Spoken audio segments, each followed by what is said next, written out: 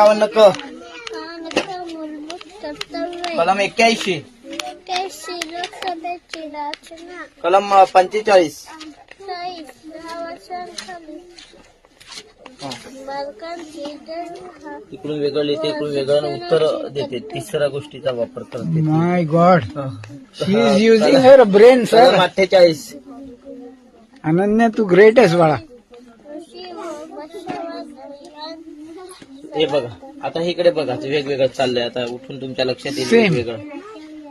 हे या इकडे